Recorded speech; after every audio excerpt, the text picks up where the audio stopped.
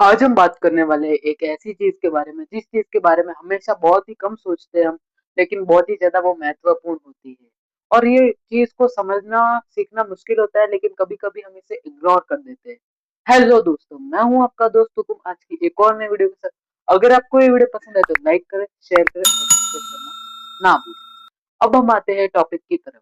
तो जैसा कि आपको पता ही होगा कि मैं इंग्लिश कैसे स्ट्रॉन्ग करें इसके बारे में बात कर रहा हूँ। अब इंग्लिश स्ट्रॉन्ग करने के बेसिकली बहुत सारे तरीके हैं, लेकिन आपको एक सॉलिड तरीका है जो कि आपको एग्जाम से पहले इंग्लिश स्ट्रॉन्ग करवा सके और आपके आंसर जो आप बनाओ वो गलत ना हो, उनमें कोई भी ग्रामेटिक मिस्टेक या फिर इंग्लिश से रिलेटेड कोई भी मिस्टेक ना हो। तो आपको क्या फॉलो करना है वो मैं इस वीडियो में आपको बताने वाला हूँ। और तो और मैं आपकी कुछ गलतियां के बारे में बताने वाला हूँ जो कि आप इंग्लिश सीखते वक्त हमेशा करते हो। तो पहले हम बात करेंगे कि आप गलतियां क्या करते हो इंग्लिश सीखते वक्त। तो बेसिकली पहली गलती आपकी ये है कि आप जैसे कि डुओलिंगो या फिर सीखो ऐप की तरफ जाते हो, लेकिन क्या ये ऐप सही में पोटेंशियल रखते हैं कि ये हमें इंग्लिश सिखा सकते हैं? The answer is no. अब इसके पीछे एक बेसिक सा कारण है दोस्तों, क्योंकि देखो ये लोग एडवर्टाइजमेंट पे जितना पैसा खर्च करते हैं उतने इनका सॉफ्टवेयर कैपेबल नहीं है कि हमें इंग्लिश सिखा सके। इससे अच्छा ये रहेगा कि अपन मैं बताऊं जिस ट्रिक का आप फॉलो करोगे तो आप 100% इंग्लिश सीख जाओगे। मैं आप कहता हूँ कि आप क्या करोगे अब। मैं इस वीडियो में आपको मेनली ये बताऊंगा कि आप क्या करोगे आगे जिससे कि आप इंग्लिश सीख पाओगे। तो हमारा दूसरा टॉपिक रहने वाला है कि आप क्या चीज इग्नोर करते हो। आप मेनली टेंस इग्नोर करते हो। अब देखो दोस्तों, वर्ब हर एक सेंटेंस में वर्ब होता है, और इंग्लिश आजकल इंग्लिश मीडियम में सारे सब्जेक्ट इंग्लिश होते हैं सिवाय हिंदी को छोड़ के। तो सारे सब्जेक्ट हिंदी होते हैं तो सारे सब्जेक्ट इंग्लिश होते हैं, तो फिर हमें इंग्लिश पे तो फोकस करना ही होगा। और इंग्लिश में एक सेंटेंस यानी एक सेंटेंस बाकी है, उसमें वर्ब तो होता ही, और वर्ब होगा तो ऑब्वियसली टेंस तो होंगे। तो ये मैं थोड़ा सब डिवीजन बता रहा था आपको कि इंटरलिंकेशन की इन तीनों के बीच में क्या इंटरलिंक। तो आपको टेंस पे ध्यान देना होगा। आप ऐसा नहीं कर सकते कि आप टेंस को इग्नोर कर सकते हो। और टेंस को स्ट्रॉन्ग करने के लिए आपको क्या करना होगा वो मैं आगे बताऊंगा। लेकिन उससे पहले आपकी तीसरी गलती पे बढ़ते हैं। कभी आपने सोचा है कि आप किसी भी किताब को रीड करते हो यानी बुक को रीड करते हो? आजकल तो सारी इंग्लिश की बुक होती है, इंग्लिश की, चाहे आपके पांचों चाहे पांच सब्जेक्ट जितने भी हो वो सारे इंग्लिश में ही होते हैं। तो आप उन्हें जब भी रीड करते हो तो कभी भी आपने सोचा है कि आप क्या आप उन्हें असल में रीड करते हो तब आप उनकी वर्ड्स की मीनिंग जान पाते हो? Answer is no, because sometimes आप ऐसे ऐसे वर्ड को इग्नोर कर देते हो रीडिंग के टाइम जिसको कि आप नजरअंदाज कर देते हो, लेकिन आप उनका मीनिंग जान सकते हो। इसके लिए मैं आपको एक अच्छी चीज बताने वाला हूँ कि आगे क्या करना है इसके बारे में। लेकिन फिलहाल ये आपकी एक गलती है। तो अब हम बढ़ते हैं अगले टॉपिक पर जो कि है हमारा आप इन गलतियों को कैसे सुधार सकते हैं। तो बेसिकली आप इन गलतियों को बहुत ही ज्यादा इजी मेथड से सुधार सकते हैं, लेकिन थोड़ा सा मुश्किल है। अगर आप धीरे धीरे काम करोगे तो इस पे तो आप एक इंग्लिश के अच्छे स्टूडेंट बन सकते हो। तो मैं आपको क्या बताऊंगा इस वीडियो में कि आप पहला पॉइंट हमारा रहने वाला है कि आपको एक इंग्लिश की डिक्शनरी लेनी है जो कि ऑक्सफोर्ड की होनी चाहिए। अब इसके पीछे एक कारण है, क्योंकि चाहे आप छोटी लो चाहे आप बड़ी लो, मेरे पास भी एक बड़ी वाली ऑक्सफोर्ड की डिक्शनरी है। देखो दोस्तों, इसे कोई प्रमोशनल या फिर पेड प्रमोशन मत समझना। ये देखो एक मेरा पर्सनल है जिसे मैं यूज करता हूँ, और मैंने इससे रिजल्ट देखे हैं कि ऐसी बात नहीं है कि ये हमारे लिए इंग्लिश सीखने में ये बहुत इंपॉर्टेंट, क्योंकि इसमें सारे वर्ड्स के मीनिंग दे रखे होते हैं। और मीनिंग से क्या होगा, आप समझ लो आप किसी भी आंसर को बना रहे हो, आंसर को बनाने के बीच में आपके पास में बहुत सारे ऐसे वर्ड्स आएंगे आपके सामने जिसका मीनिंग आप नहीं जानते होंगे।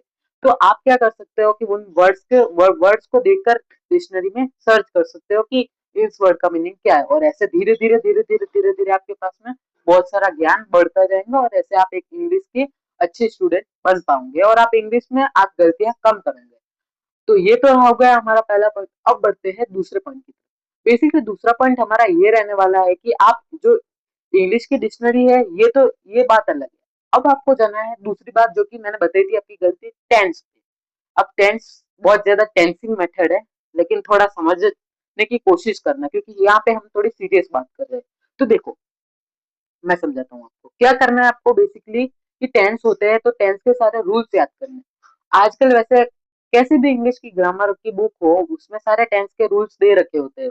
बेसिकली टेंस 12 तरह के होते हैं, और उनमें 3 मेन टेंस होते हैं जिसके कि 4 सब डिविजन होते हैं। तो देखो पहला टेंस ये होता है कि प्रेजेंट, पास्ट, एंड फ्यूचर। अब प्रेजेंट यानी कि जो अब चल रहा है, पास्ट यानी कि जो बीत गया है, और फ्यूचर यानी कि जो आने वाला है। तो इन तीनों में फ्यूचर में सब इन तीनों में 4 सब डिविजन है, जिनका के नाम है सिंपल, कंटिन्यूअस और प्रेजेंट और प्रेजेंट, सॉरी प्रेजेंट नहीं, परफेक्ट और परफेक्ट कंटिन्यूअस। तो ये इनके 4 सब डिविजन है, और इन सब डिविजन्स में सबके रूल अलग होते हैं। जैसे कि वर्ब की 3 फॉर्म होती है बेसिकली। पहली फॉर्म होती है जिसमें कि जो कि प्रेजेंट में यूज होती है, दूसरी फॉर्म होती है जो कि पास्ट में यूज होती है, और तीसरी फॉर्म होती है जो कि परफेक्ट यानी कि तीनों ही टेंस के परफेक्ट टेंस में यूज होती है। तो ये तो मैंने आपको थोड़ा सिंपल नॉलेज दे दिया, लेकिन अगर आपको इस पे पूरा वीडियो चाहिए तो कमेंट करें, क्योंकि ये एक टॉपिक है जो कि पूरा कवर हो सकता है एक सेपरेट वीडियो में, क्योंकि इस टॉपिक को मैं अगर अभी समझाने बैठा तो ये वीडियो बहुत ही ज्यादा हद से ज्यादा लंबी हो जाएगी। इसलिए हम बढ़ते हैं तीसरे टॉपिक पे। अब आपका तीसरा टॉपिक रहने वाला है कि आपको है ना इंग्लिश की लिखने की प्रैक्टिस करनी है। अब आप अगर इंग्लिश की लिखने की प्रैक्टिस करोगे तो प्रैक्टिस के साथ साथ आप में यानी कि समझ आएंगे किस वर्ड को कहाँ पे यूज करना है और कौन से टेंस को, क्योंकि बहुत सारी चीजें होती है इसमें। अब मैं आपको एक एग्जांपल देता हूँ जिससे कि आप समझ पाओगे। जैसे कि एक मैं प्रेजेंट टेंस का आपको एग्जांपल देता हूँ। आई एम मेकिंग वीडियो, मैं अभी वीडियो ही बना रहा हूँ दोस्तों। तो आई एम मेकिंग वीडियो, अब इसमें सब्जेक्ट क्या है? सब्जेक्ट है आई एम, और आई सब्जेक्ट है, और एम इसमें हेल्पिंग वर्ब है, और मेकिंग इसमें वर्ब है, और बाकी क्या वीडियो ऑब्जेक्ट। तो ये ऐसे ही आपको सबको डिवाइड करना होगा। ऐसे आप बहुत सारे सेंटेंस को समझोगे तो आपको उनमें और भी ज्यादा हिंट मिलेंगे और बहुत सारी चीजें। तो अगर आपको टेंस पे वीडियो चाहिए तो मैंने कह ही रखा है। तो ऑक्सफोर्ड की डिक्शनरी आपको हद से ज्यादा मदद कर सकती है, और आपको लिखने की इतनी ज्यादा प्रैक्टिस करनी है कि एग्जाम से पहले भी आप लिख लिख कर लर्न करोगे। तो उस वक्त आपको एक बात ध्यान रखनी है कि आप लिखो तब आपको देखना है कि क्या ये इंग्लिश में मैं जो आंसर बना रहा हूँ ये सही है कि नहीं है। तो इसमें आपकी मदद कर सकती है डिक्शनरी, क्योंकि डिक्शनरी से आप हर एक वर्ड को चेक कर सकते हो और फिर आपने क्या बनाया वो हिंदी में ट्रांसलेट इजीली हो सकता है।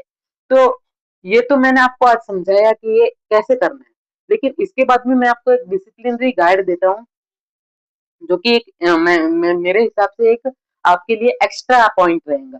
तो दोस्तों ये थोड़ा आउट ऑफ टॉपिक है लेकिन इम्पोर्टेंट है बताने के लिए। देखो, कभी कभी और क्या है, आपकी इंग्लिश को इतना लाइटली क्यों लेते हैं लोग? ये एक सवाल बहुत ही ज्यादा इंटरेस्टिंग है। क्यों दोस्तों? देखो, इवन दो पहले पहले मैं भी इंग्लिश को बहुत लाइटली लेता था, but now I have understand the meaning why English is important for English medium student. तो इसके पीछे एक बेसिकली एक कारण हो सकता है दोस्तों कि हम इंग्लिश को इसलिए इतनी इम्पोर्टेंस नहीं देते हैं क्योंकि हमें नजरअंदाज करते हैं इंग्लिश को, कि इंग्लिश क्या है, इंग्लिश आने से क्या होगा। बेसिकली एक बात कहूँ तो बहुत सारे ऐसे भी है जो कि भड़काते हैं कि इंग्लिश होने से क्या ही हो जाएंगे। लेकिन दोस्तों आजकल जमाना बदल गया, हमें इंग्लिश आनी जरूरी है।